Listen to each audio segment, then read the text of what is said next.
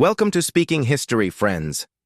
Imagine a world where the church preached morality by day but sanctioned brothels by night.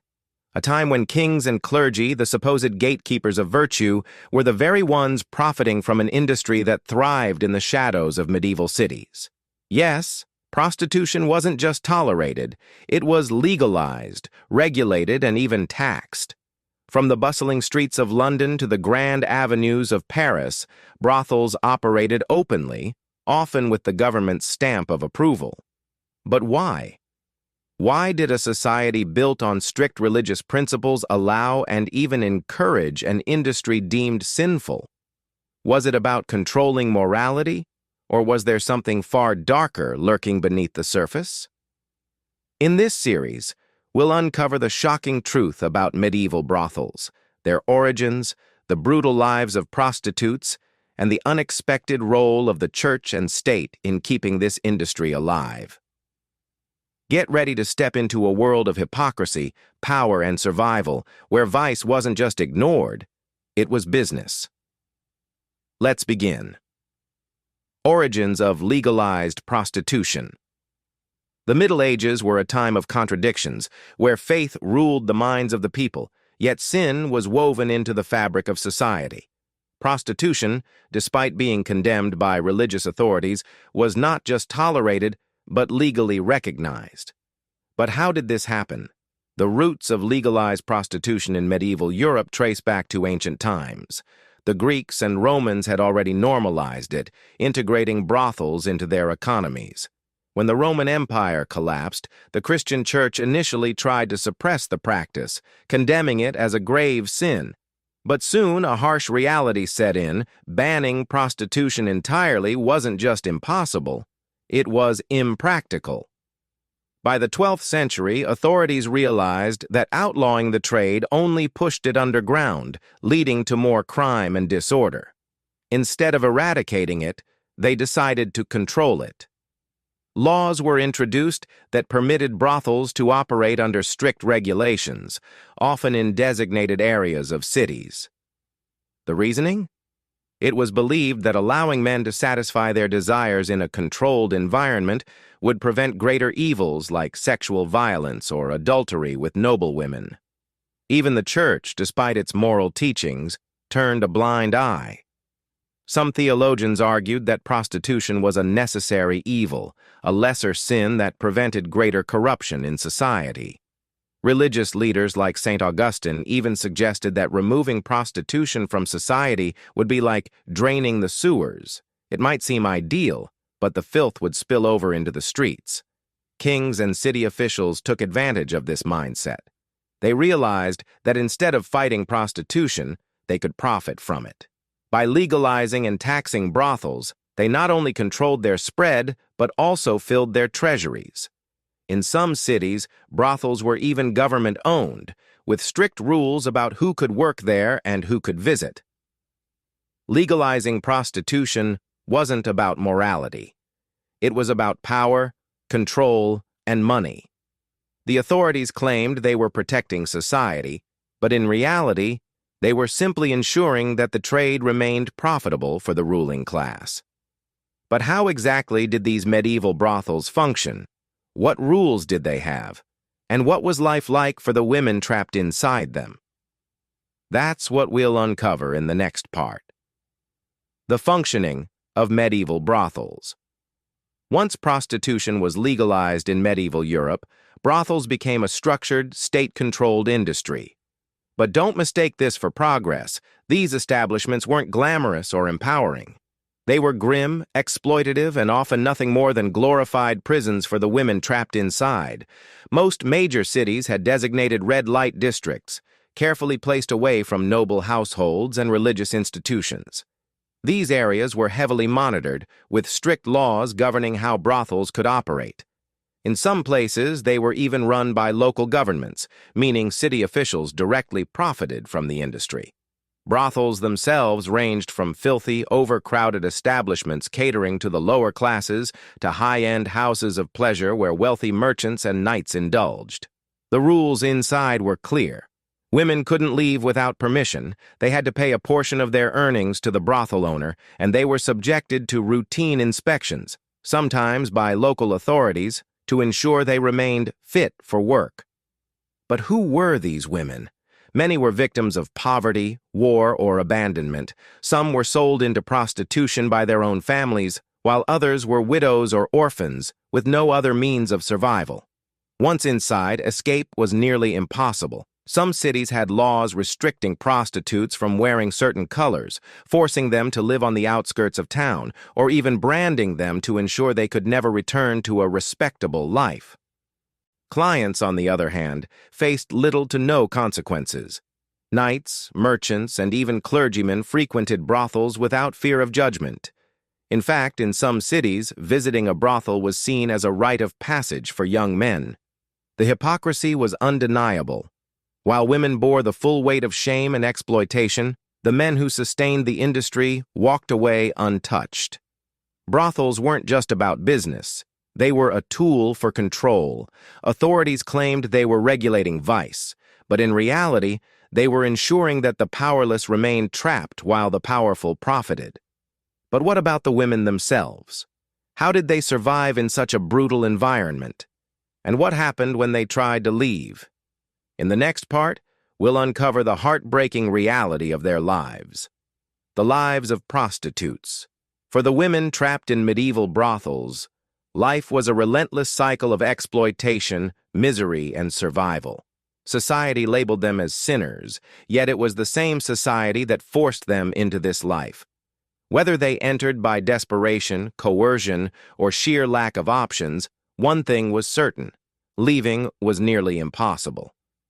Most prostitutes came from the lowest rungs of society: orphans, widows, abandoned wives, or daughters sold by their own families. Many were victims of war, displaced with no home, no protection, and no means of earning a living. With no safety nets, they were left with one grim choice: starve or sell their bodies. Once inside a brothel, they became property, owned by the establishment's madam, or, in some cases, the local authorities. Their earnings were split between brothel owners, tax collectors, and corrupt officials, leaving them with just enough to survive. Some were even forced to buy their own food, clothing, and medical care from the very people who exploited them. Their health suffered terribly. Medieval cities were breeding grounds for disease, and the lack of hygiene in brothels made things worse. Prostitutes were regularly inspected, sometimes by city-appointed officials, to check for signs of illness, but this was less about their well-being and more about ensuring clients weren't put at risk. If a woman contracted an incurable disease, she was often cast out, left to fend for herself with nowhere to go. Even outside the brothels, life offered no mercy. These women were treated as outcasts, forced to wear distinctive clothing so everyone would know their status. In some cities, they were banned from public markets, churches, and even certain streets. If a prostitute tried to escape and was caught, punishments ranged from public humiliation to brutal beatings. But the greatest tragedy was that for many there was no redemption. A nobleman's son could visit a brothel and still marry into high society, but a woman who had once been a prostitute, she was forever marked. Even if she managed to leave the trade, finding a husband, a job, or a place in society was nearly impossible. For medieval prostitutes, survival meant enduring endless cycles of abuse, disease, and social rejection. They were condemned for their existence, yet society ensured they had nowhere else to turn. But things weren't always this way. Public perception of prostitution changed over time, and religious institutions played a complex role in its regulation. In the next part, we'll explore how the church and society justified this necessary evil. Public perception and religious influence. Medieval society lived in contradictions: deeply religious, yet disturbingly pragmatic. Prostitution was condemned as sinful, yet it was legalized and even regulated. But why? How did people justify this moral hypocrisy? The answer lies in a mix of fear, necessity, and carefully crafted religious arguments. To the common people, prostitutes were both needed and despised. Many saw them as sinful women who had fallen from grace, yet their existence was considered a necessary evil. Authorities and scholars argued that without brothels, men would be driven to worse crimes, rape, adultery, or even homosexuality, which was harshly punished in medieval Europe. Instead of trying to eliminate prostitution, society chose to control it, ensuring it remained an industry that served men while condemning the women involved. But the real influence came from the church, which shaped medieval moral codes. On the surface, religious leaders denounced prostitution. The Bible labeled it immoral, and priests preached against it in churches. Yet behind the scenes, the church often turned a blind eye, and sometimes even profited from it. Some theologians, including the famous St. Augustine, argued that prostitution was like sewage, disgusting but necessary to keep the rest of society clean. The idea was simple: better to allow men to visit prostitutes than to let them corrupt noble women or commit greater sins. This twisted logic allowed the church to tolerate brothels as long as they remained controlled. In some cases, the church even ran brothels itself. Monasteries and bishops owned land where brothels operated, collecting rent and taxes from these establishments. In cities like Avignon, home of the Pope in the 14th century, prostitution was not only legal, but financially beneficial to the church. Some brothels even had religious names, further blurring the lines between morality and hypocrisy. Meanwhile, prostitutes were trapped in a double standard. They were forbidden from entering churches, but priests and monks were some of their most frequent clients. They were told they could repent for their sins, yet society never allowed them to fully reintegrate. If a woman tried to leave prostitution, she was often shunned, forced into convents, or left to beg on the streets. This moral contradiction persisted for centuries. On one hand, religious and political leaders justified prostitution as a way to maintain order. On the other, they publicly condemned the very women they profited from. But this unstable arrangement wouldn't last forever. Eventually, society's tolerance for legalized prostitution began to crumble. Outbreaks of disease, shifting religious beliefs, and new laws would lead to the decline and suppression of brothels. But was this truly the end of the industry, or did it just go deeper underground? That's what we'll uncover in the next part: decline and suppression. For centuries, prostitution operated in the shadows of medieval society, tolerated, regulated, and even taxed. But by the late Middle Ages, the system began to crumble. The same forces that once justified legalized brothels now turned against them, leading to crackdowns, closures, and a shift in public perception. One of the biggest factors in this decline was disease. The 14th and 15th centuries saw waves of plagues, including the devastating Black Death. But it wasn't just the plague that caused fear. Sexually transmitted diseases became a growing concern. The arrival of syphilis in Europe during the late 15th century was particularly destructive. Unlike anything seen before, syphilis ravaged the body, leading to horrifying symptoms and painful deaths. Since brothels were seen as breeding grounds for infection, authorities began shutting them down to curb the spread. At the same time, religious attitudes were shifting. While the church had once tolerated prostitution as a necessary evil, new reform movements began pushing for stricter moral laws. The Protestant Reformation in the 16th century, led by figures like Martin Luther, called for an end to state-sanctioned vice. Meanwhile, within the Catholic Church, stricter moral enforcement led to crackdowns on prostitution in cities once known for their red light districts. Governments, too, had their own reasons for shutting down brothels. Many rulers began to see prostitution as a symbol of corruption and crime. Brothels often attracted thieves, gamblers, and criminal networks. In some places, they became hubs for spying and political manipulation. Fearing unrest, city officials started outlawing brothels altogether, forcing the industry further underground. Ironically, the same women who had once been tolerated, though never truly accepted, now faced even harsher punishments. In many cities, former prostitutes were given two options: forced exile or religious repentance. Some were sent to convents, while others were simply thrown into the streets. Branding and public shaming became common punishments for those caught working illegally. But despite all these efforts, prostitution didn't disappear. It merely adapted. With brothels outlawed, sex work became more dangerous and unregulated.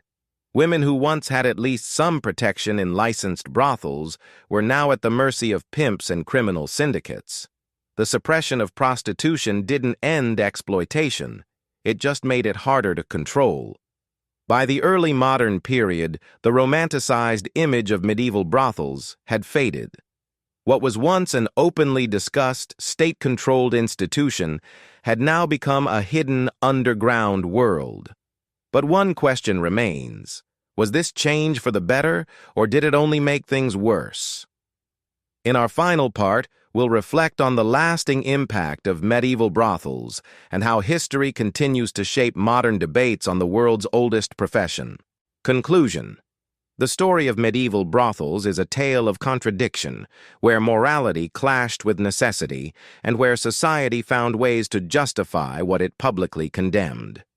Prostitution was legalized, taxed, and even protected, yet the women involved were always treated as outcasts, their existence tolerated but never respected. For centuries, authorities viewed brothels as a way to control male desires, prevent crime, and even generate revenue. Religious leaders, despite condemning prostitution as sinful, accepted it as a necessary evil. But when disease, crime, and shifting religious attitudes changed the narrative, the very institutions that once benefited from prostitution turned against it. The closure of medieval brothels did not eliminate sex work. It only made it more dangerous, forcing it further into the shadows. This pattern has repeated itself throughout history. Every attempt to suppress prostitution has led to unintended consequences, often making the lives of sex workers even more difficult. The same debates that shaped medieval policies about morality, public health, and legal regulation continue to this day.